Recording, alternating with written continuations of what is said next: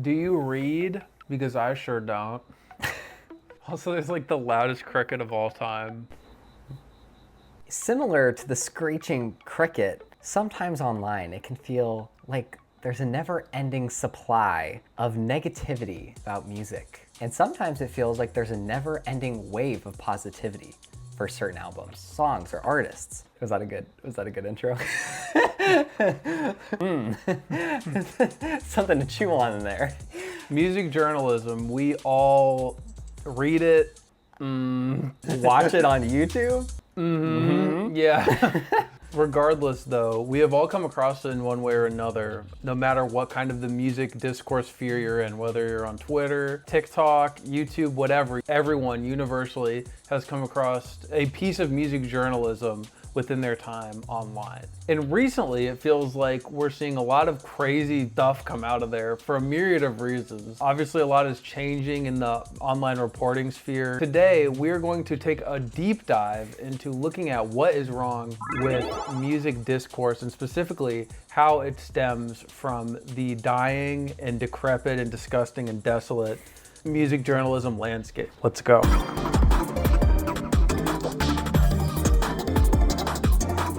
I think a great example comes from an article published on April 14th of this year, 2026, by one John Semley. This article, which is titled "The Fanfare Around the Band Geese," actually was a psyop. Let's just say it pissed off a lot of people. I feel like everyone knows this one because it definitely made the rounds on YouTube. The article is pretty much like what it implies. It's very provocative. It draws people in to read an article when you say something so blatantly hyperbolic.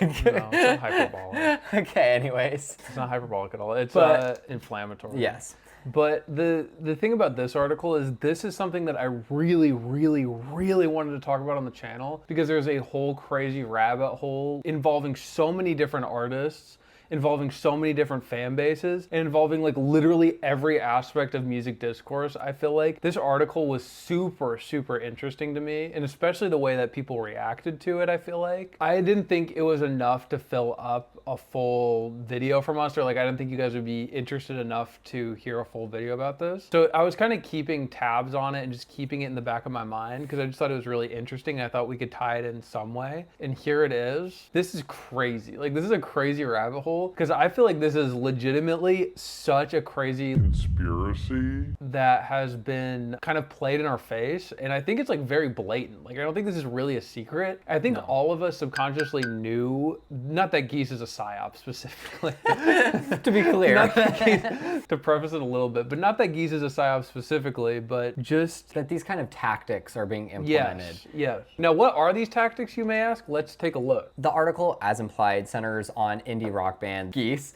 It discusses how their employment of a marketing team or company known as Chaotic Good or Chaotic Good Projects, which specializes in what they call trend simulation. And you might be thinking to yourself, what does Do trend you feel simulation black-pilled mean? yet? I feel like you already are connecting the dots in your head and you're like, oh, I see where it's going. As they define it, trend simulation is making artists popular by driving discourse surrounding their music or their personhood on social media through platforms like TikTok, YouTube, Instagram specifically. Which is like, you know, that's what an advertising firm should do, right? Yes. But let's rip the Band-Aid off. We all know that artists need to market their music. Right, yeah. And that artists need to make sure that people are able to reach their music and that it's accessible to people. yeah, for sure. But I think in order for us to really understand this whole conversation, we have to go back 1 month from when this article was published, not even, and look at an interview from Billboard, where they actually sat down and interviewed the co-founders of Chaotic Goods, Andrew Spellman and Jesse Corin. And in this interview, they revealed so much information. Yeah. It's like insane. Yeah. Because it literally feels like, you know, okay, sorry. Have you ever been watching a movie and like the villain reveals like their entire plan right before they like are about to kill or like get rid of the superhero, and you're thinking, who would do that? For Like, some it makes reason, no this fucking sense. guy does it. This fucking guy literally does that for some These reason. two. I do not know why. that? Because like you always know that crazy person that's like,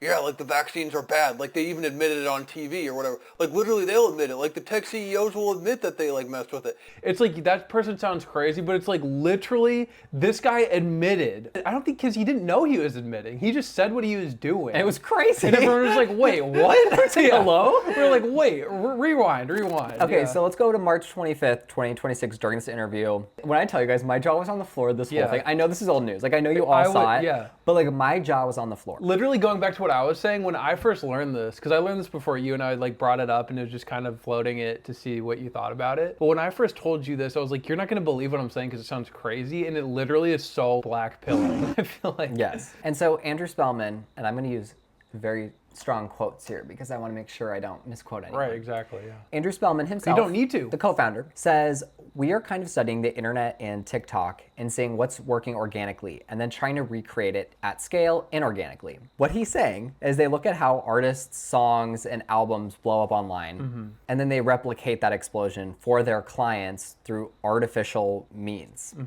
What are those artificial means? What's the process of going from organic to manufactured? Yes, but not only do they just shape opinions on reactions to these types of things, Jesse Corin, the other co-founder, flat out says, now we focus on narratives and discourse online. Okay, what the actual hell? Because you know what? It's one thing to be like, oh yeah, we go out online and we're like, oh my gosh, I love this album. But it's a whole nother thing when they like bring in that we are focusing on narratives and discourse. Like that to me is so odd and bizarre that people would accept that as like normal, that like fake accounts are going online and being like, oh my God. Like, let's just take the cat out of the bag. Like, let's just say what's going on here, and then you can piece together how these quotes fit into that. Basically, they're using bots to make posts, and then they're using other bots to reply to the posts. A specific format that they mentioned that I want to say to you, because if you didn't like know this was like a bot format for like a post, what they do specifically to get people's songs like in your head or whatever is they post photos of someone holding a cup or looking out like a foggy window. In the background, a song from Pedal would be playing. And there's some text overlaid that's like, oh my gosh, he warms my day. He's the light of my life. Something like that. And then you'll like it, reply, save it, whatever, use the audio because you're like, oh my gosh, this is so aesthetic. Oh my gosh, this is so me. And you'll share it. But then on top of that, the cricket won't shut up for the next like 10 minutes. I'm sorry. It's like the most annoying thing in the fucking world. We already kind of know that people do that, you know, especially because of TikTok. People will get paid to use sounds and stuff like that. We already kind of knew that. There are campaigns that are run from the biggest artists who do that. A post like that, and then all the comments are like, so true. Oh yeah, this is totally the aesthetic. This is totally my aesthetic, blah, blah, blah. All bots.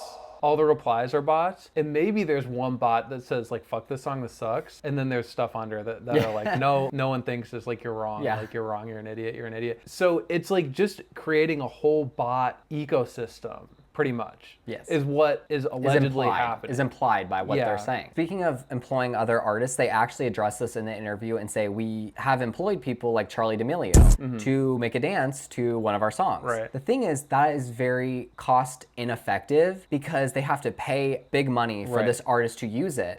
And as they said it, those tend to be like Charlie D'Amelio's worst performing videos. And that's not good for the artist, and it makes them less motivated to work with a company like Chaotic Good. And so then they end up being like, okay, well, what's a better way? What's gonna drive more opinion is everyday people, seemingly everyday people. One of the things that they specifically address after they were prompted by the interviewer who asked, how do you run all these accounts? Do you have a bunch of cell phones somewhere? It's almost like she was like half joking. And mind you, she's like not fazed by this at all. She's like acting like, this is so incredible. Like, I'm just so amazed by what you're saying. You are so brain dead. And literally, if you've seen I Love LA, remember the phone room where like that one TikToker has the room full of phones who just blow up her videos? It's like, so that's actually happening. Basically what we're trying to say that's here. happening. Because but instead of just liking or watching the video or giving it watch time, it's actually replying. Imagine all those phones replying and building a comment section and then building a narrative, using that comment section to portray a narrative to the public for you to stumble upon and for it to market to you. Thinking that it's real people. Yes, exactly. I think that's important. Marketed as real people commenting under these posts, making these posts. So let's just be real, like you're getting lied to. Yes. They respond by saying, are there a bunch of phones somewhere? And he says, Yes, pretty much. We have a large network of employees and contractors and people in our network. Yeah, a lot of phones. This is so crazy. When we watched I Love LA and there's like the scene where there's like a huge room full of phones, and I was like, that is so goofy. And I was like, part of me was like, oh, that's probably It's actually like cliche, true. But, like, you know, like you would assume like some yeah, just like whatever. Like, okay, sure. This is how they're able to maintain the appearance of being a real human account, though, because normally you'd have to be like, oh, like if I'm a company, this is sponsored. Companies have that where they post and it says like ad or sponsored or something like that. But they get to bypass that by having these fake accounts that they're literally just using to comment, share, like, post, like do all these different things. Yeah, and I don't want to jump the gun, but this kind of goes hand in hand with this point. Have you ever had a day where you go on your For You page and then there's some person you've never heard of and you see them and you're like, oh, I've never heard that person before. And then you like maybe look at the comments, they're like, My fave right now. that's weird, I've never heard of this person. Then you keep going and then you keep seeing shit about them. 100 of And then them. you keep, and that influences you to be like, well, I guess I have to wasn't in listen the to it. loop. I have to Well, listen to it. that, but also you're like, I wasn't the one in the loop. It's not that this person isn't a relevant artist that no one likes or they have songs that people don't resonate with or whatever. I'm the one who's not in the loop because I don't know who is. There's more that we have to talk about in this interview because I think it's essential that you understand exactly what they're telling you they're doing, because believe them, they are. So she actually asked them this in the most softball, like, what would you say to someone who is like, I'm freaked out by the fact that there's so much going on online that I don't know about? And their response is, unfortunately, a lot of the internet is manipulation, I guess. Everything on the internet is fake. All opinions are formed in the TikTok comments, and a lot of what we do on the narrative side will be controlling the discourse.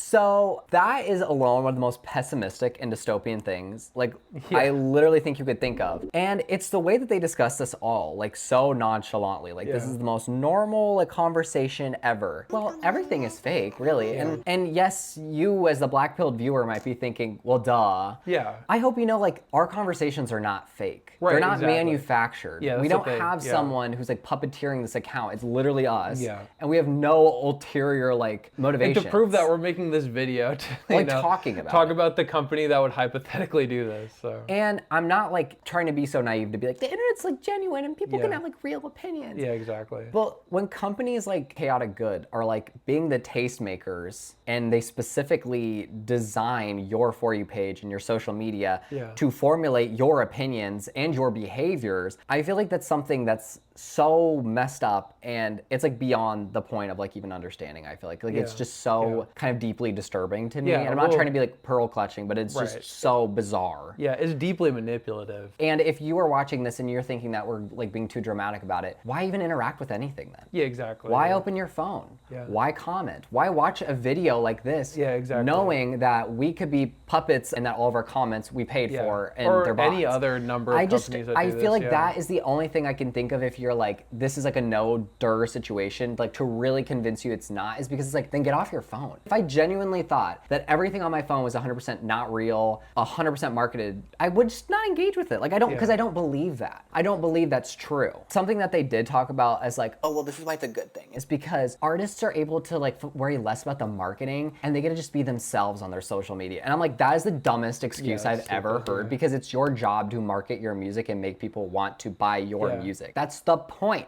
Like, it's literally the point. What? And I get you hire someone to help offload that workload, but it should never be like, well, you hire us and then you don't have to do anything. The bots are going to defend you and then people will listen to you. That's so weird. Or they're saying that's the necessity. It takes the weight off your favorite artist's back to do this. Yes, and it's like, also- bro, literally that wouldn't, they don't even like do the marketing. Like, what are you talking? Like, they'll do interviews, obviously. They'll do spots or whatever. They'll do shows and shit like that. Yes. They're not like in deep if they have a label on the No. social media marketing, you know? And Especially the names that are going to be on this list. They're obviously not. And I want to like remind people who are like so pessimistic. Yes, we all know that certain large pop stars have probably used these methods at varying points in their careers to like get to where they are. Why is that like, well, you just have to do it. You just have to do it because that's what everyone does. Yeah. That's such a terrible take in my opinion. Yeah. people talk about, well, just because they're alternative doesn't mean that they shouldn't have to market their music or whatever. To set the tone a little bit on artists like that, people who are quote unquote alternative artists, is a lot of them are just kind of like astroturfed to be alternative, I guess. Like it's almost like literally a marketing thing, like the alternative label. That's true. I also fly. thought it was, yeah, no, it's like driving me crazy. I also think it's worth mentioning that they did talk about AI briefly because like I feel like with AI discussions, it's like you're probably wondering like how does AI play into this? Fuck. I want it gone just because flying in front of the camera. Get away. Why does it have to come over here? There's this whole apartment. Okay. So anyways, they briefly touched on it and they basically said it's like a very minuscule, which why not believe them when they're literally just playing it in your face about what they do? So they're like, yeah, this is like a very minuscule part of what we do. And they said that if it, oh fucking God, I'm so pissed off. Get out of here. I have to get rid of it. Okay.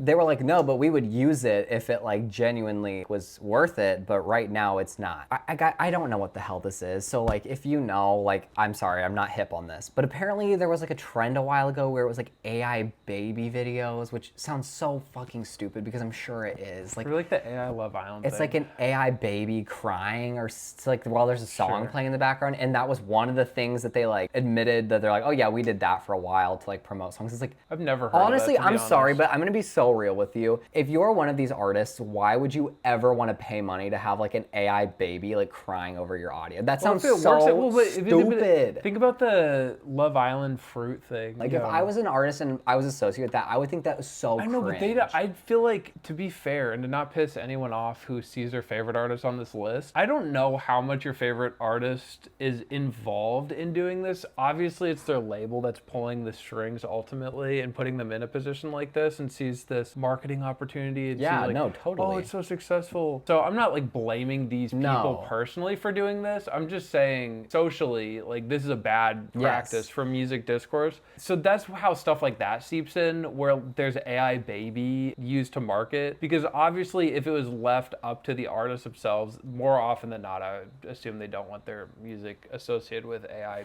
baby, you know? And very clear, these are alleged. These are like things that people have said, and I try to do my best, but like it feels like there's a lot of speculation, and I want to be clear about that. There is a wide range of people who use these tactics, so that's kind of why I wanted to include this, to be like, it's not just Geese. Some of the people who are allegedly using, or clients of Chaotic Good, include Geese and Cameron Winters, OK Lou, Dijon, Somber, Justin Bieber, Dua Lipa, Travis Scott, Zara Larson, Alex Warren, Two Hollis, Frost Children, Jane Remover, Snow Strippers, etc. Okay, let's take a look at this list deeply though, because a lot of these are really culprits of that overnight, you kind of start to see them and everyone says, oh, I love them, I love them, I love them. And then a side effect of people doing that is if you're like, oh, I've never heard of this person in my life, they're like, oh, you don't know anything, or you're uncultured, or da-da-da. But you see these people pop up overnight and you just think, oh my God, I've never heard of this person, they're everywhere now. Let's look at some of the specifics. Geese, obviously that happened. I'm sorry. You can, Yeah, you can and scream at yes, me all they you want. did. And the thing is, people like Geese and others on this list, yes, they have made music for probably much longer than their name popped up. Like, I want to be clear, but you cannot deny when it's like, okay, they've had this long career for how many years, and then all of a sudden it's like, you know everything the way about you know, them. okay, the way you know those, we're not in the Geese sphere, and we were painfully aware of all this Geese shit. That's right. true. That's a litmus test. All right, so yeah, we got Geese, and then we have Cameron Winters. Okay, Lou. I know people are gonna be like, you've heard of her for millions of years. That new album popped off so hard for her. Like, stop it. Everyone was being like best of the year, you know, and it's just like before that point, her discog is just like, what even is this? Like, her last release was in like 2018 or some shit. Like, let's be real. Dijon, I'm no comment. I know he produced on the Justin Bieber thing. Like, I don't know that much about, you know, his Somber. solo work. Somber obviously did, but that felt way more industry backed than I think some of these other names Like are. Taylor so, Swift backing right. him I'm and stuff gonna like leave that. it be. Yeah. Justin Bieber, probably with that whole like narrative of what was going on, I bet that, assuming that would be like a way that he's using this. Dua Lipa and Justin Bieber have way more money behind them than some of these other artists do, so Yeah. it makes more sense. You have to admit, I know you could be like, I was riding with Justin Bieber for however many years before this new era, but Justin Bieber, he had a huge resurgence. Yeah. Even with the Beauty and the Beat thing, even beyond the songs from Swag and shit like that. Okay, anyways, Travis Scott, same deal. He has a lot of money behind him. Like, it's not, like, I don't even know why he'd be using shit like this. Like, Astro World. Zara Larsson. See, Zara Larsson, again, I know she had songs that we all recognized before Midnight Sun. Right. But Midnight Sun was that era where she became, I feel like, a household name. Well, it's like Symphony popped off like Yeah. online. Oh, yeah. Oh. And like not to be that, and I'm not saying it's fake. Yeah, I'm not because like I'm not saying it's fake. It was planting that seed, though. It's kind of weird that that seed was planted and then her biggest album came out. But like right it's one of those after, things where like right? every company even was like posting, oh my gosh, the new drink is out. A never ending. Okay, Alex Warren, was literally a fucking TikTok hype house motherfucker. So I mean, get him out of here, bro. Too Hollis. I don't want to even provoke Yeah. that fan base. Frost Children. That one's a little bit more surprising because like. But these are all people. So the Two Hollis to the Snow Strippers, Jane Remover, Frost Children, Those are that all whole same realm. That whole lineup, they're all in the same realm, which is like even more suspicious because they're all kind of this package. I was even debating doing a video about like that whole group of people because I just feel like they're marketed as like this is the new underground scene. You know what I mean? If you're like this type of person, like You're gonna love it. you got to be listening to this. You know what I mean? So it is kind of weird that they're all lumped together in this list. Again, just because your fave or one of your faves is on this list, that does not mean they don't have good music. And that also doesn't mean that you didn't like their music before they were using stuff like this. exactly. Because Exactly, obviously yeah. you're going to be like, I've been listening to Somber since like 2008. It's Like, like, I'm okay, great. ride or die Like, with OK Lou. It's like, that's Like- fine. That's fine. You also have to be aware that your personal experience doesn't Oh my reflect. God, calling me. Just be like, What's up? Hello. Oh, hey, I didn't see you there. Come on in. We talked about music journalism a lot in this video, as you can tell. And so to combat this issue of misinformation and terrible music journalism, the 322 is actually going to start a newsletter. Hooray! And with this newsletter, we're hoping to bring you some fun information about music that has been fact-checked.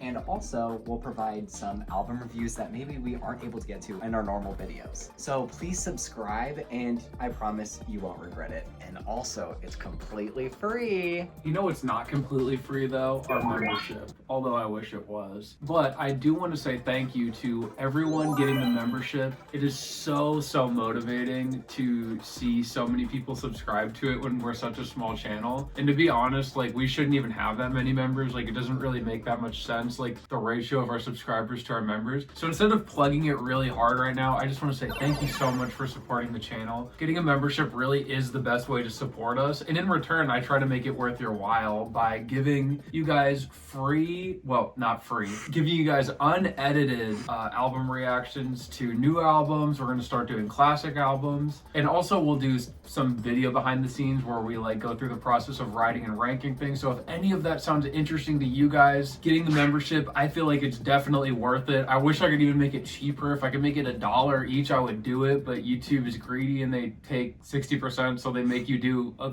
set amount. But regardless, thank you so much. And if you don't want to do that, watching the video is enough, subscribing is enough, liking is enough, doing whatever is enough. So thank you guys so much, especially to the members. Back to the video.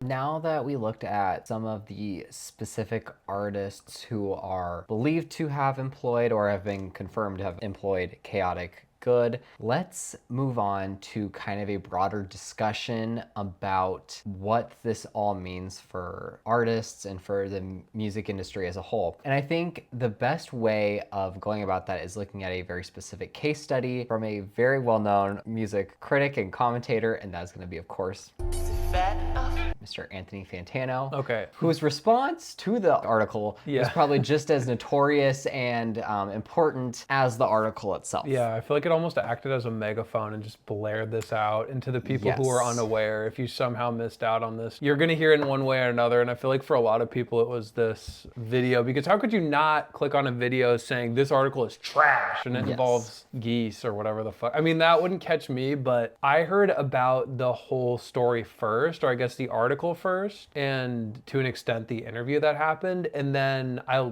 was looking up stuff about it, and then I saw this video. So I guess it kind of went the opposite way, but I feel like this definitely really signal boosted this whole situation. So this came like the day after, like April 15th, 2026. So he was on it. I'm gonna break down kind of more of the long term, because this was a long video. This is something that has become an industry standard practice in a lot of ways, unfortunately. In the age of TikTok, is it a thing that I'm a fan of, or that I love, or that I think is a great or the best look? No. Imagine he says But yes. it is a thing that currently exists. I don't know, I'm not gonna shit my pants over it or act like geese are uniquely evil for engaging in something that so many artists and Let so him many talk. creators are Let him engaging in talk. right Let's now. let him talk. This person says, we can drive impressions on anything at this point, Spellman told Billboard. You know how to go viral. We have thousands of pages. Spellman has dubbed the process trend simulation. Now Chaotic Good co-founder Adam Teresa confirms to Wired that his company engineered campaigns for both Geese and Cameron Winter. So that's what we just talked about for reference. We just talked about that. Speaking on behalf Oh my gosh, of is he Chaotic gonna- Good, I understand that industry plant discourse is inevitable, but we have had the pleasure of being Geese fans since their 2021 project, Projector. As McLam summed up the model, if 100 people think your song sucks,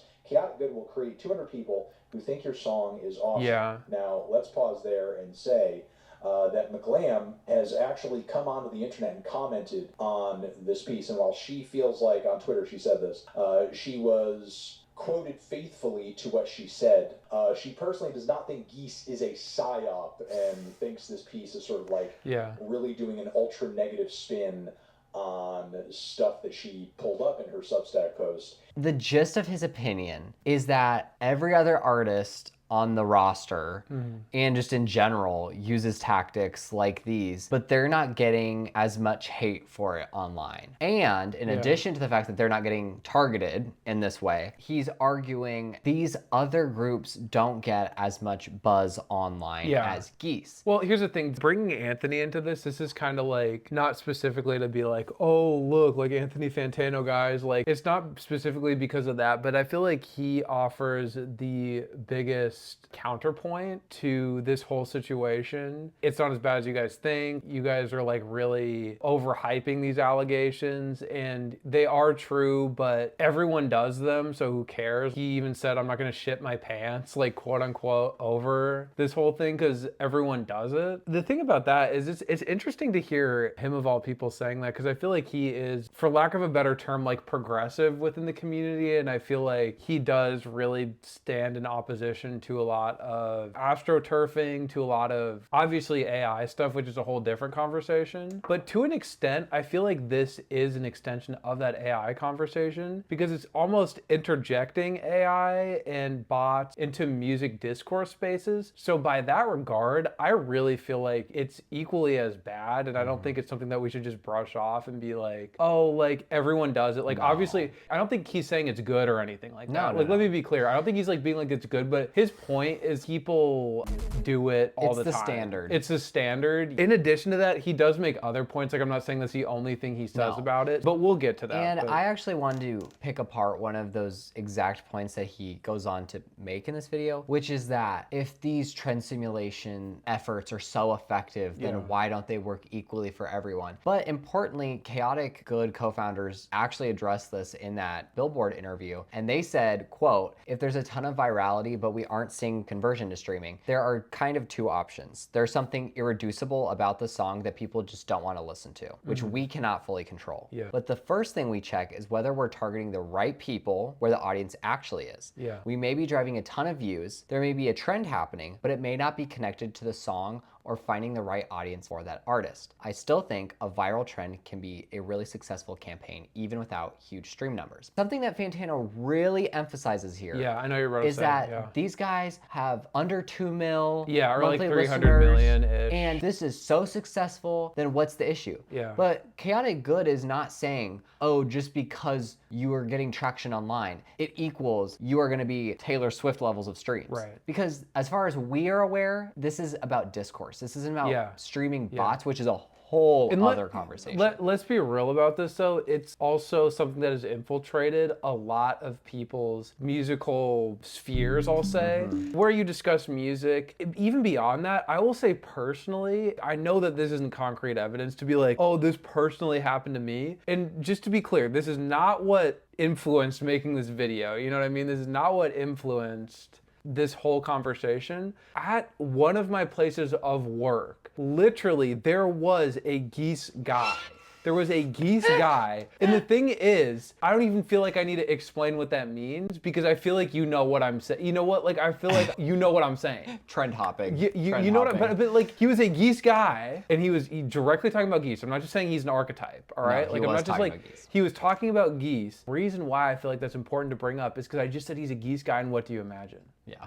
See, that is the cultural infiltration. Like, we don't need to be like, oh, well, they have this many streams, so it doesn't even matter. Like, you know what I mean? No. Like, I feel like we all know that there was an infiltration. Like, I feel like we know, all right? Like, I mean, I could be wrong, and I know it's, like, not good to just be like, oh, well, personally, this happened to me once, so therefore it's true. But I feel like the fact that maybe a lot of us had a picture in our head of what the geese guy is, maybe the campaign worked. But zooming out a little bit here, they directly show, though, or kind of go on to say that you do need some level of talent or you need some level of appeal that they cannot make for you. Okay, so you need basic musical, you need musical skills and you know to what? make so that's, songs. So that's okay, important. yeah, no, That's important because I feel like people are going to be like, well, just anyone could be famous. No, that's not the point. That's not, For example, this is anecdotal, but it's important because it's my perspective. I would not have checked out Geese at all if everyone wasn't losing their minds on the internet. Exactly. And do you think I was, okay, based off of like our content, I am not listening to indie rock. Exactly. Not because I hate it, just it's not my thing. Which means my For You page is nothing to do with indie rock. And yet I was bombarded with it. And that's fine. I'm not, and you like, guys saw the top 50 trying. that we did. There's not really a lot of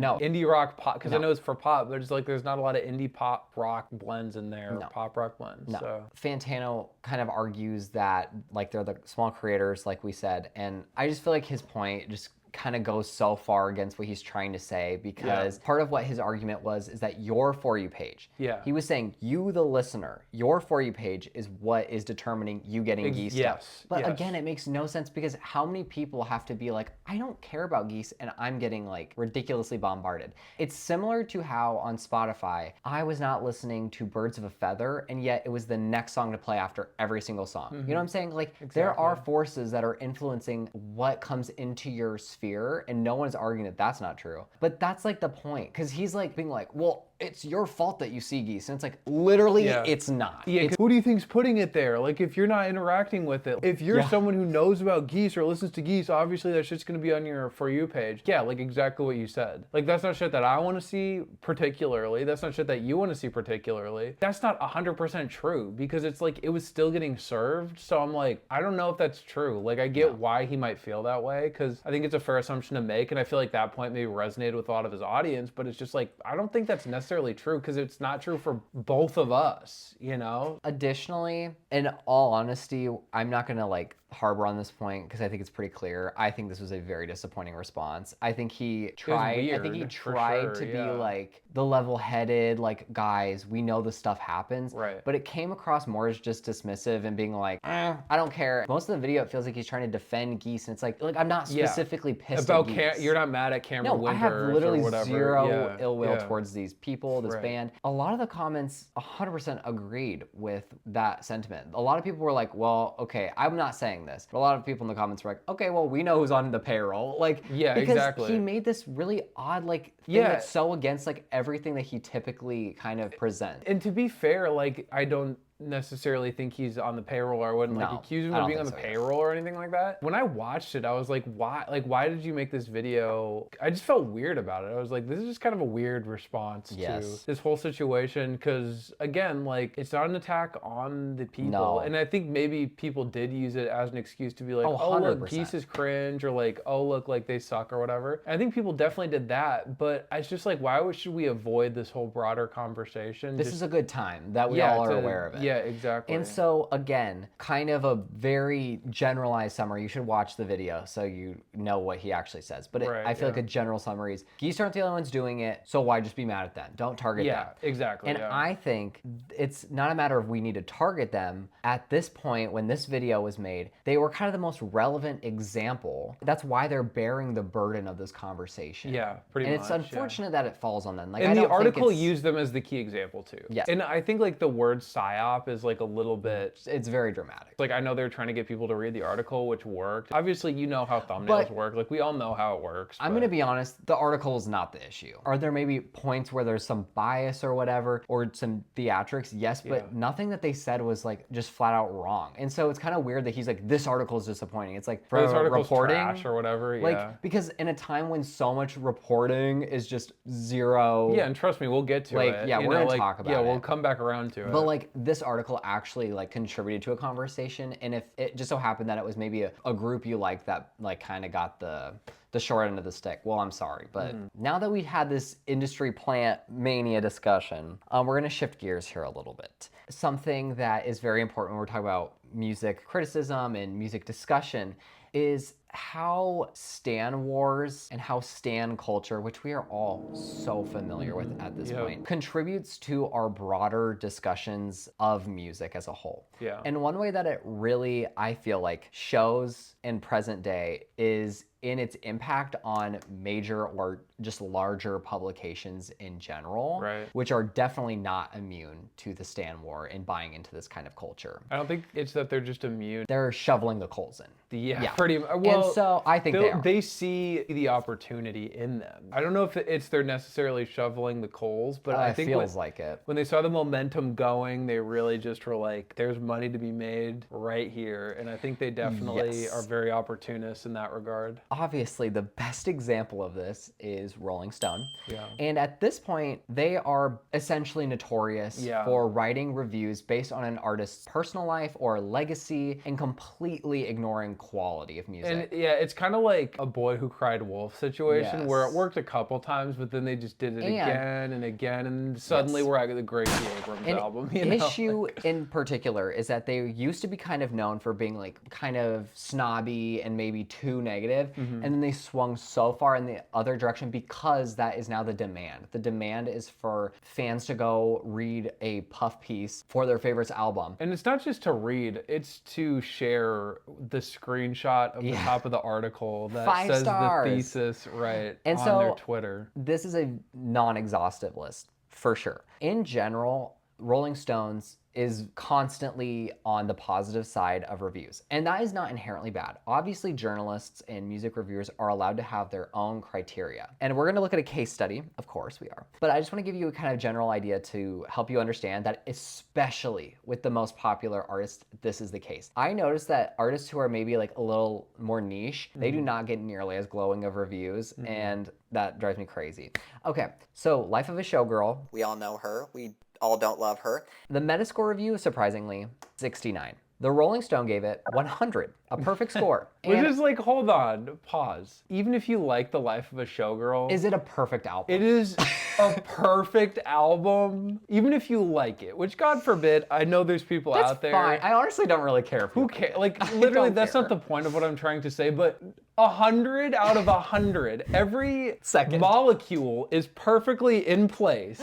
Writing, production, vocal performance, like just Ideas. aesthetic, ideas, like themes, like anything you can say is perfectly in place. They do it out of 100? Her name was Kitty. Yeah, literally. She gave her the keys to the city. And it's like, come on, like even the biggest fan, come on, like Yeah. let's be, come on, Yes, like okay. because even the biggest fan, and this is the point I'm trying to make. If you're just like, well, you're just not a Swiftie, so you don't get it. It's I like, am a Swiftie, well, and I don't get it. but here's the thing: is even the biggest Taylor Swift fan, for that to be true, they would have to say that it is on par with the best Taylor. Like they would have to look at their reference point, and they would have to be like, it is exactly as good as the best Taylor Swift record. Like that is how crazy giving it an 100 out of is. Even as a Swiftie, you'd have to be like, yes, this is perfectly on par with my favorite Taylor, because that would be your reference point. Yeah. My favorite Taylor Swift album. It's just like that is how insane this like review is. Like you can't even have a conversation that's realistic about this.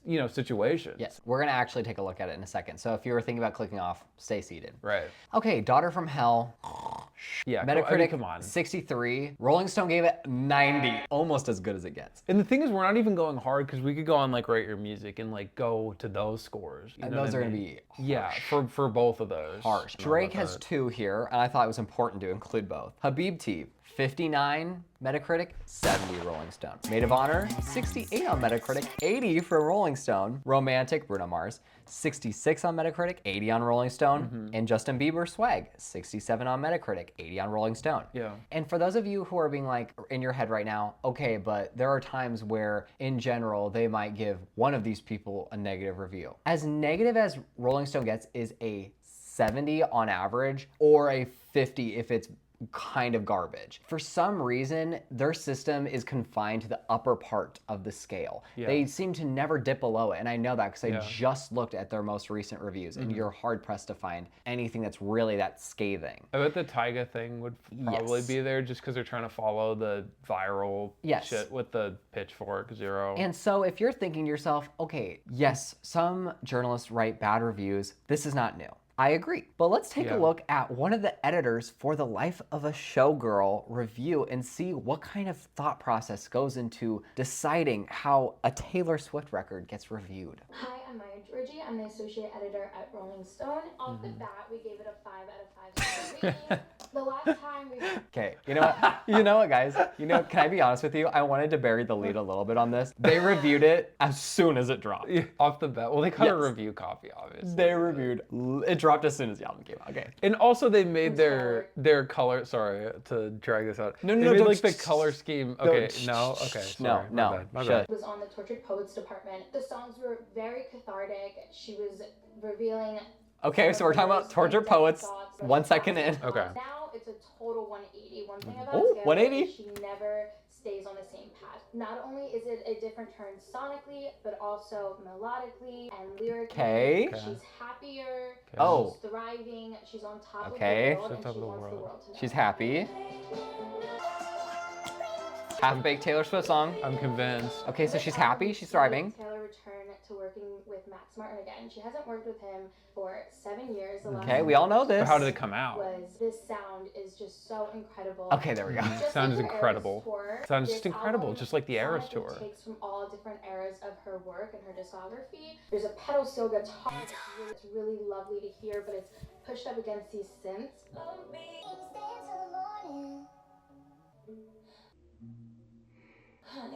Oh, that is a quiet. It's so funny she brought that up because it's like literally just trying to like. Just really in very specific details. That's We're kind of her going to be MO. thinking about who these songs are about. But Doesn't really matter. what matters is that all of The wood, vivid the images football are there, and shit, they're all and the- Okay, banger.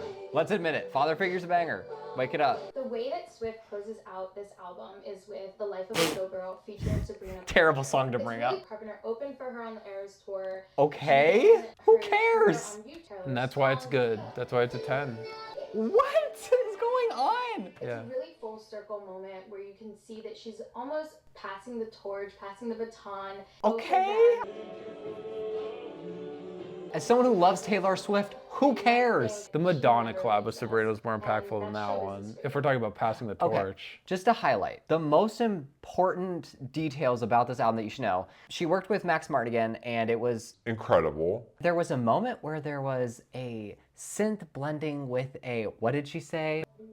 Lap pedal, steel guitar. Steel guitar. But it's like plain moment. because on the it's whole like record. literally so quiet, like it's like almost comical. Like it feels like they almost edited this on purpose to make the points sound as stupid as possible, or like as laugh. Because like the thing is like obviously this woman, this editor, yeah, she got a lot of probably hate She for this. definitely did. And so I'm not And it's like she trying to doesn't be like- deserve people to personally hate on her for, you know, being somewhat bad at a public facing job. And I'm being real about that. Also, in addition, if we're going with the narrative that this review is kind of bought and paid for and it was inevitable that it was going to be a 10 out of 10, I feel like Rolling Stones also did her a disservice just throwing her out there, you know, because they're just looking for someone that was willing to go out in public and be like, I was the one who like co-signed or wrote this 10 out of 10 or whatever. So in in addition to, everyone attacking her for this review, Rolling Stones also put her in a really terrible public position. It is hard to have like a public facing job where you get a lot of criticism from like a lot of different directions, and it's just like, probably got it from the Swifties, she probably got it from like the normies, she probably got it from annoying people like on Twitter, just all around. She doesn't really necessarily deserve that, I feel like. So we're not bringing her up to like necessarily shit on her independently, but No. this is supposed to be the explanation, and this video I feel like is framed as the explanation for why Life of a Showgirl is a 100 and why off the bat they gave it a perfect score. And I feel like just this explanation is just like, what the actual fuck are we talking about? And how the fuck are these people music journal? Like that, there's no concrete information that is offered in this that supplies any evidence or any explanation as to why this album is perfect. Yeah. Because the thing about 10 out of 10 records is it's like people inherently in the back of their mind kind of understand what that may be, even if they can't really put words to it. You know what I mean? I feel like definitely as a music journalist, maybe you should have some specific criteria. You could explain it. Yeah, whereas if a situation like this came up, you would be able to go point by point and be like, okay, here's my criteria for a perfect 10 out of 10 record. This is why it meets this one, this is why it meets this one, this is why it meets this one. Instead of being like, oh, it meshes all the eras together and it's, it's like all the songs work without, having someone specifically in mind, even though they all have metaphors to football. I mean, for me personally, like I can even name it. Is it culturally or artistically impactful or influential? That would be a criteria for a 10 out of 10. Is it overwhelmingly quality or enjoyable the entirety of the time? There's a lot of things that you can like list, and I won't go on, but there's stuff I feel like you should have in the back of your mind, whereas if something like this would happen, especially for a major publication like the Rolling Stones, you should be able to just bring it up and like address it in this fucking TikTok. But you can see how conversations around Taylor Swift's personal life seeped into like every single point she made. Right. Even the fact that she worked with Max Martin, who hasn't worked with Max Martin, that had to be like a personal connection, or Travis Kelce, or a Sabrina Carpenter, and the Eras tour. And it was just like, it's so buzzword pandering, like, hey audience, oh my gosh, are you still listening? Like, do you guys know what we're talking about? That inherently is not bad, but when it's coming from like the Rolling Stone that literally just exists so artists can slap 5 stars across their like movie posters or whatever, it's just so aggravating. Yeah, there was not really a concrete or solid defense for why this happened. Yeah. And then you kind of build the narrative in your head once the other pieces fall into place that we'll get to. But also just like looking at this beautiful chart that I made, you can see how all of the major publications like Pitchfork, Album of the Year, Guardian, Rate Your Music, Needle Drop, and even the 322. The opinions are like overwhelmingly neutral to like negative. The Rolling Stone being one of the very few publications to just roll over and be like, oh, perfect score as soon as it drops. Inherently, again, that is not the major issue. What is the issue is the fact that they just seemed so willing to just put aside, I don't know, kind of the ethics that you should have if you're gonna be a critic, Yeah. I know you're probably thinking, we all know they don't have that. That's exactly what I'm thinking, especially when I look at Exactly. Okay, so not only did they give a 10. This is what I meant about the pieces. For the first time ever, the Rolling Stone gave Taylor a special artist highlight on their page, turning the website into everything Taylor themed to celebrate the life of a showgirl.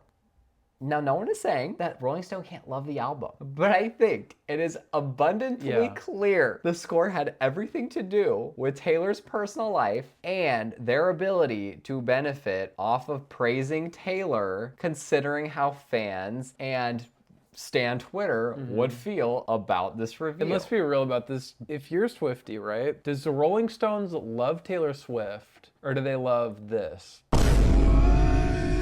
That's me clicking them out. Do they love Taylor Swift, or do they love you clicking on the article and then sharing it on your Taylor Swift profile X account? That's been me, just so we're clear. Yeah, well, I mean, whatever. Do they love Taylor Swift, or are they using you? That is what I'm trying to say. Again, this, just like it wasn't about the geese, this isn't necessarily about Taylor Swift, except for like, this is like a kind of a good example to harp on, because I feel like this album isn't universally very beloved, so it's way easier to pick this as an example. And on top of that, you know, like, she's very culturally relevant, and on top of that, they literally changed their background to fucking rust The green. Statue of Liberty. Yeah.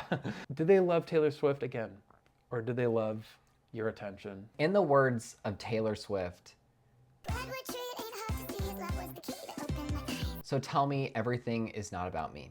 But what if it is? Because you know what, guys? We have more to talk about with Taylor Swift. When it comes to music discourse, which that's the topic of the video, Taylor Swift is probably the most interesting case study that we could talk about right now. So while the album, as I just showed, was generally disliked among critics and the fans, I would say, in general, there was also an underlying narrative that shows a completely different picture of Taylor Swift that I'm sure you guys are all familiar with at this point. The nefarious accusations of one Miss Taylor Swift, where she was accused of being a, I don't know if I'm allowed to say this, so I'm just gonna make sure you know that it's right here, Nazi, based on a necklace featuring 12 lightning bolts for her 12th studio album, which makes sense because that's how she rolls.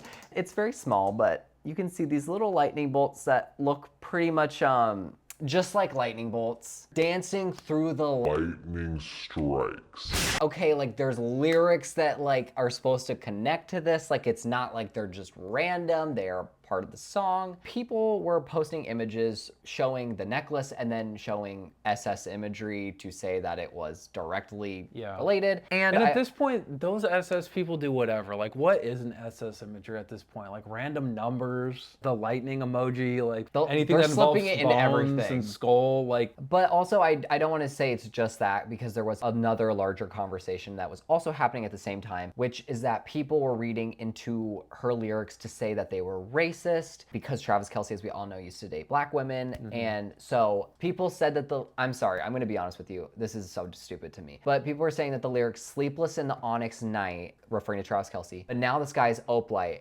And I'm barely certain that A, the necklace has nothing to do with Nazi ideology. That the lyrics were supposed to represent the idea of a clouded mind or like kind of a darkness. And then a clear day, brighter skies, like a brighter future ahead. And then people were online like, well, you guys say that every lyric is so specific and that how can I not read into it? And it's like, you can pretty easily not just like into that reach, like obviously. It's a huge reach. And I'm sorry if I just called you out. This very flimsy evidence of Taylor Swift being a Nazi racist did not stop thousands of people from posting and sharing this negative on every social media platform. Of course. This company, GUDEA, I don't know if they pronounce it Gudea, I don't know. But they are an independent behavioral intelligence startup company. So they're independent, so it is kind of like, this is not me saying that this is the holy grail of evidence, but it does kind of contribute to this larger conversation.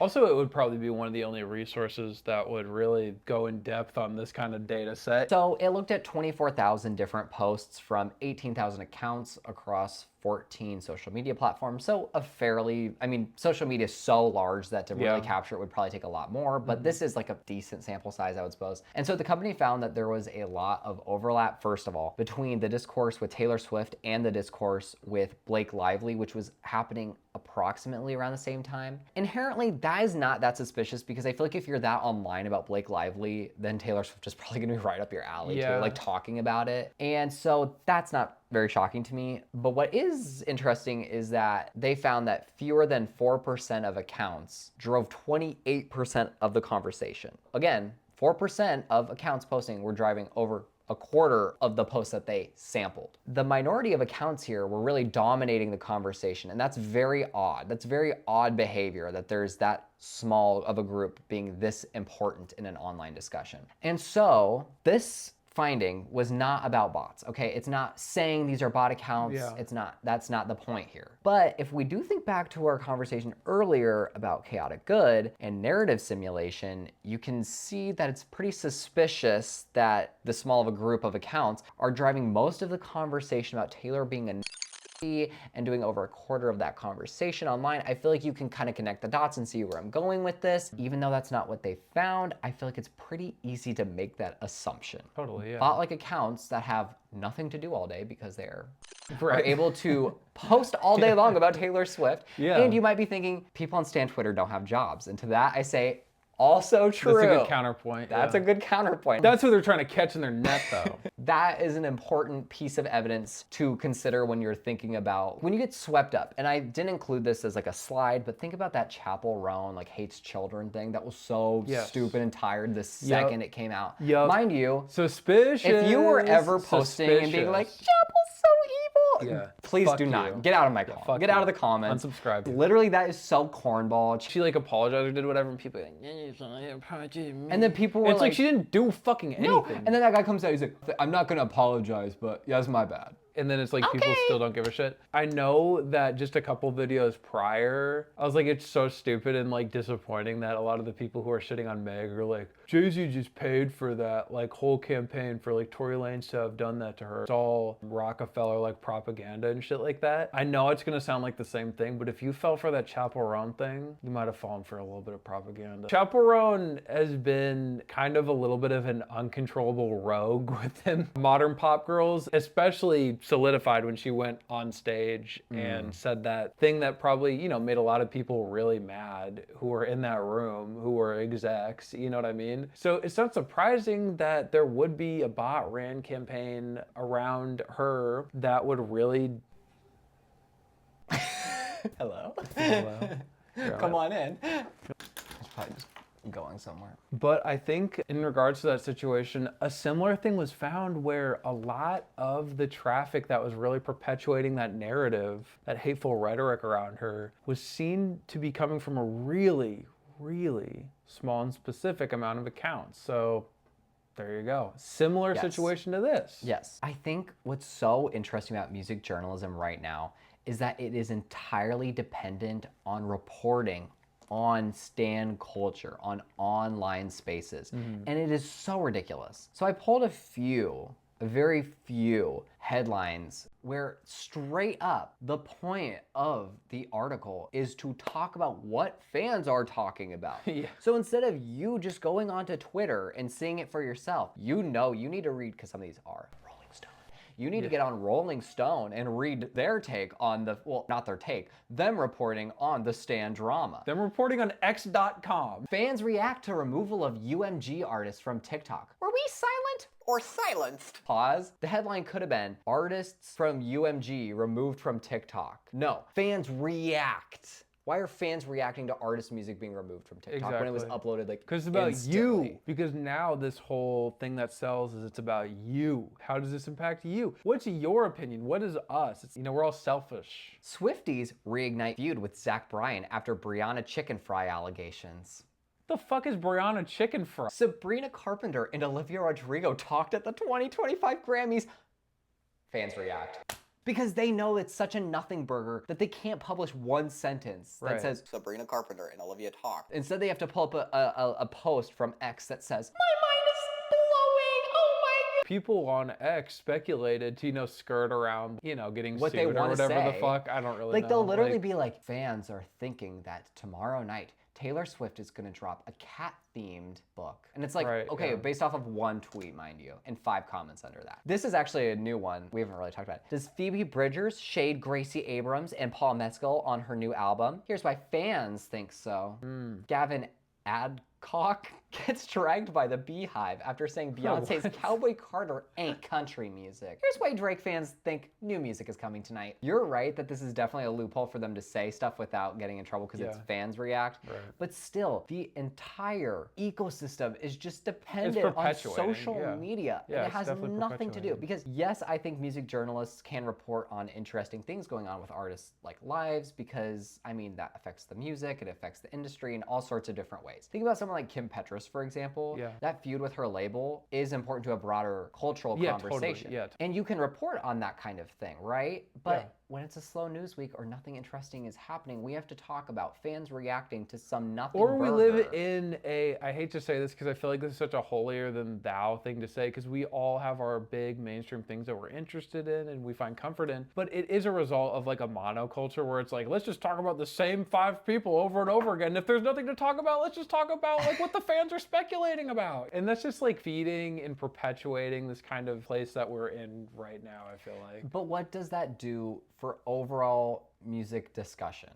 Yeah, exactly. I'm What not does it saying do? we don't all like to have fun sometimes. We don't all like to just be kind of trashy and read some BS on the internet. But when basically everything revolves around stan culture and this online discourse that could be simulated or could be real, Yeah. it's like, what does this do for like a community? Yeah. Because obviously some people really just do like love music and love hearing about stuff going on in the music world. But in the end, it just becomes so watered down and poisoned that it's like, And it doesn't drive you deeper into the music, it drives you deeper into parasociality and obsession and nothing productive really, or nothing that really is a reflection of loving music or loving the art. and so for this next one, this is honestly, if you are not hearing me out so far, you're gonna hate this one. After we get this wave of pandering, besides just that fan reaction, we also have to get articles that are specifically designed for that online audience that literally, again, add nothing to the conversation. And this kind of clickbait might seem like, oh, who cares? It's not that serious. Yeah. But when media outlets aren't just talking about online communities, they have to do this kind of crap to get clicks. So for example, Love this fucking article. Let's I know fucking go. I'm sorry, we we're need to not come letting together. this slide. We can't let this. this is so stupid. This whole video, forget all the other points. Let's just get trashy. Fucking, how is this area? Like, okay, No, sorry, wait, just hold wait, on. just wait. So this article is published by Paper Magazine on May 13th this year by Cassidy Salazzo. So you can go read it if you'd like. And the article focuses on a popular topic on Stan Twitter that we are all familiar with, which is pop lineage. If you don't know what that means, who's the mother of Beyonce? Who's the daughter of Beyonce? Is Taylor Swift's godmother Cher? Awesome Click the link to find out conversation. more. Yeah. I know you've all seen this recently. This is not the one I've been seeing, but there's like this notorious one that I keep on seeing and people are like, looks good, or no, that's not how it works. So it just like looks like this. But the article saw that this was a trending topic, and so of course they had to publish this monstrosity where they are gonna do their own pop lineage here, just mother-daughter duos. And the article specifically looks at similarities of older and younger generations of artists. For example, FK Twigs and Björk. On face value, sure, whatever. I know, Yeah, whatever, it's dude. like not that serious. That's an example where I'm like, okay, fine, it's not that serious. Who Whatever, cares? yeah. But then, as if this idea is not already so stupid, we get the example of Zara Larsson and Beyonce, which just shows the publication here trying to be hip so desperately. And this is paper. Like, I think they are pretty hip. So I don't know what the fuck happened. Like, I mean, it's not coincidental that Zara, like, as of about this time, we're still talking about her now, obviously. I'm not saying she's irrelevant. Yeah. But Zara Larsson at this point, are we kidding? So Yeah. the article defends this position because you have to defend this because this is just such a stupid take. And they say that Beyonce is the pop mother of Zara Larsson. Sorry, this is so ridiculous because they both use hairography. And if you don't know what that means, it's like whipping your hair around while you dance. Okay. You know, Björk and FK Twigs make electronic, boundary-pushing music that progresses art pop, and pop is a greater genre. What do we? But Yeah. what else? What else might you be wondering? Yeah. So Zara opened for Beyonce on the Formation tour. Okay, so they were in the same place at the same time once. Okay.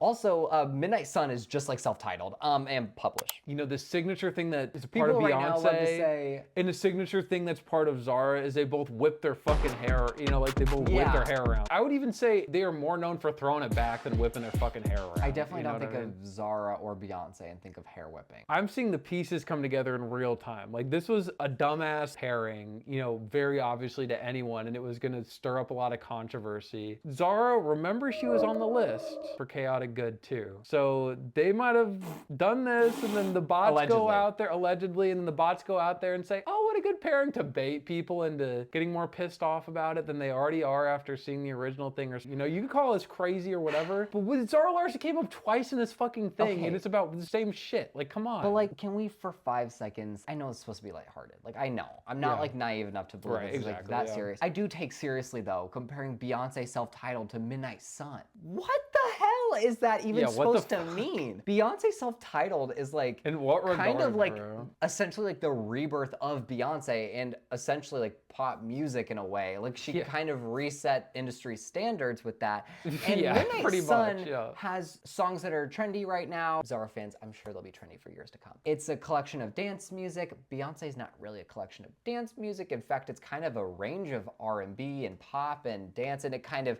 transcends genre because it's supposed to be about Beyonce as the artist. And it's supposed to kind of show you the different parts of what make her Beyonce. But sure, Midnight Sun is just like Beyonce's self-titled record. But even if you said B-Day in Midnight Sun, I would still be like, I don't really see the I would connection. have at least but, been like, whatever, dude. Who fucking but cares? that, Like, to me, as a beehive, that is a notorious, like, yeah, we don't evoke the name of Beyonce just that's for like anything. fucking opening the Bible and scribbling a crayon in it. It's like saying something like, why would you say, like, If they out of came with- every work, it's self-titled, Hey, really? if they like, came with receipts, I would have listened. But see, this is what they do. They trick you into reacting to some BS Exactly, like we just this fell for and what- getting yeah, you literally. upset. So you'll Yep. talk about it online. we like literally just did. fell for it. That's like evidence, if any, of the effectiveness of doing shit like this. Let me get myself gathered again. This kind of just boring pop slop discussion has been copied and pasted on Twitter and Instagram a million times over.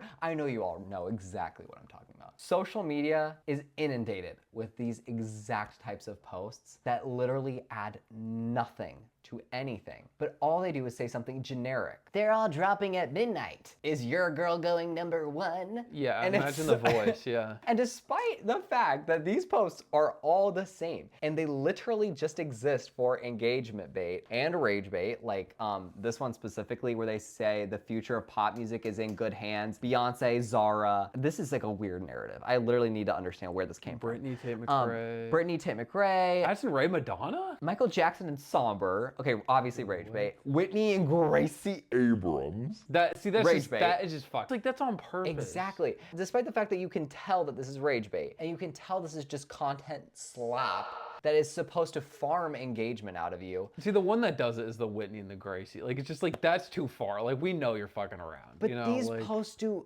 pretty well. Despite the fact that you've seen them 100 times, they always have so many likes, they have so many comments, and I'm not saying that they're not buying or using bots to get that, but it's such an easy way to get engagement out of people, to just milk engagement out of pop and stan communities. It's like just baffling to me how low effort and unoriginal these types of posts are, and yet they garner so much attention. Obviously, I'm not saying one of these posts on its own is a terrible thing. Out of context, if you just saw this, you'd probably be like, okay, what? They're all dropping on this day. What? Who's gonna win? Lady Gaga? Okay, like you'd be like, okay, whatever. Yeah.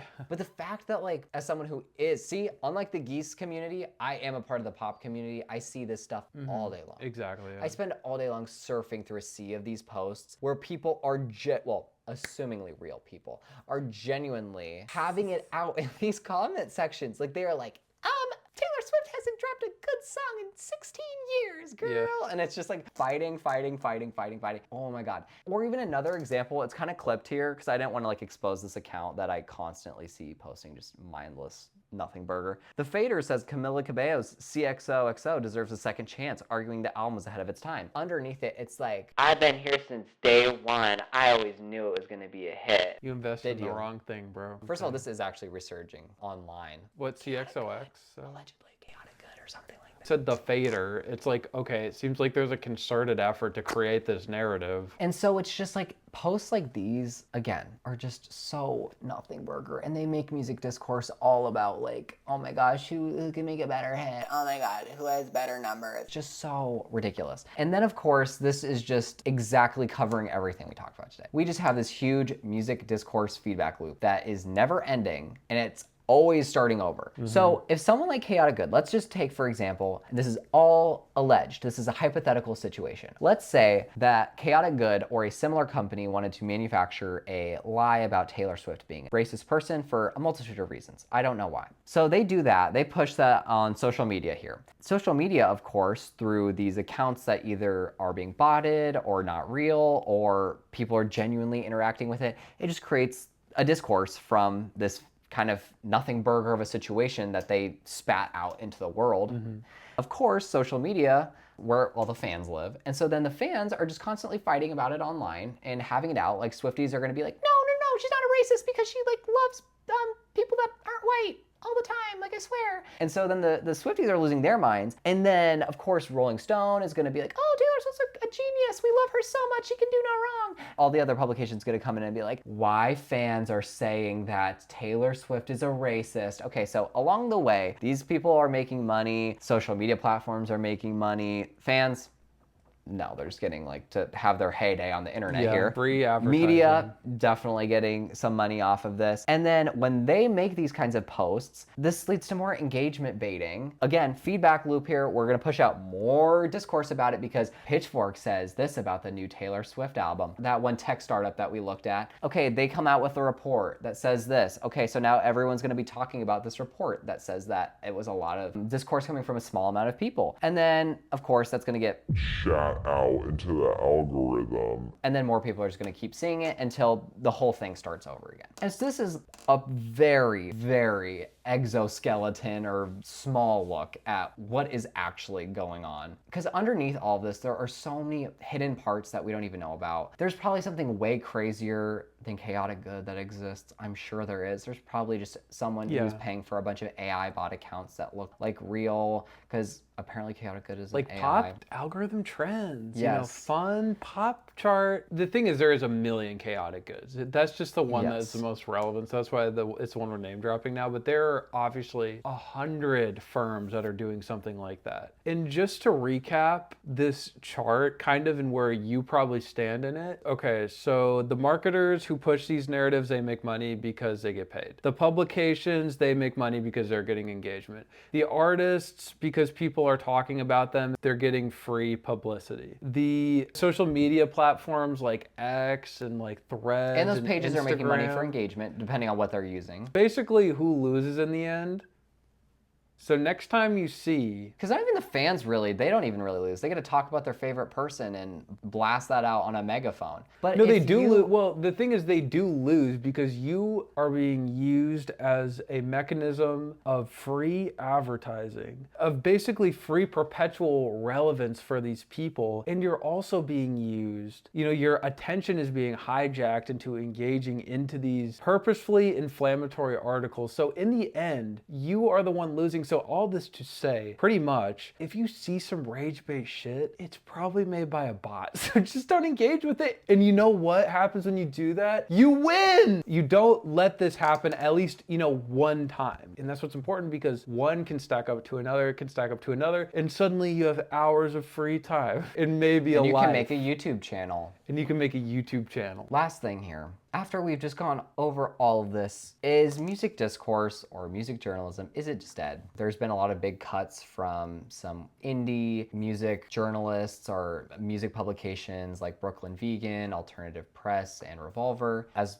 probably you all know, Pitchfork integrated into GQ. So in general, it just kind of seems like smaller creators or publications that aren't backed by like the most money and the most wealthy people ever are kind of failing. And that is the truth. The good news, however, places like Substack, YouTube, and even other social media platforms do give a space for people to hopefully genuinely share their thoughts on music. Yeah. And I think that's the takeaway, is that in a lot of ways, music journalism and the ecosystem around music discourse is 100% different. Over the last few years, it's just like become this entirely different thing. Stan culture is like at an all-time like craze. These bot replies and bot comments and posts obviously like make the waters completely muddied. But we all have to hold out hope that we can have like honest conversations and that we can have fun. Like I know we ragged on some kind of like fun stuff in here.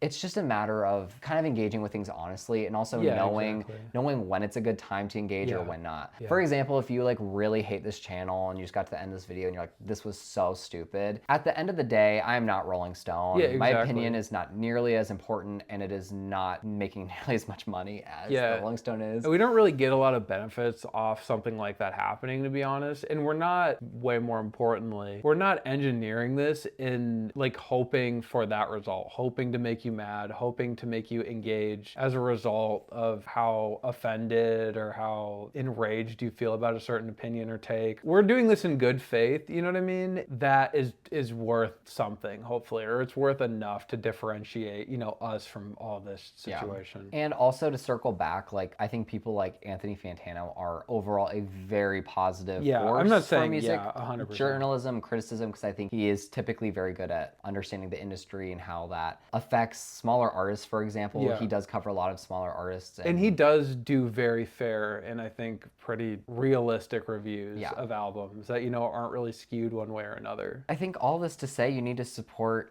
small music, discourse people and personalities. Nobody like no one in particular, but no like, one specifically. be aware of how fandom and stan wars are impacting your ideas about music, especially artists' beliefs and views. Like I think that, as you can see, definitely impacts how people view music. But if you want to have like the most honest and genuine conversation about music, it is about the quality. You know, it's not about 100%. All the side effects and everything else. As fun as it is to talk about that stuff, it can feel really fun to be engaged in it, but I think the healthiest way to enjoy music is to just do that. Just enjoy the music. There's people with certain profile pictures, you know, who go in the comments and they're like, I'm not gonna do it. Just remember that if you fall for this, the victim is you. So like protect yourself from the hive mind. Exactly. The beehive. All You right. won't break my soul. You won't break my soul. Well, you know, pop isn't always good music. I'm like, but nothing is always anything. You know, there's genres to it all, but like pop really gets given a bad name of like, you know, manufactured label creations. And that's just not what it is. That's generic. And to be honest, it's lazy because you're not doing your research. You're not doing your homework. You're not listening to enough music. You're not diving into culture and you're not keeping up.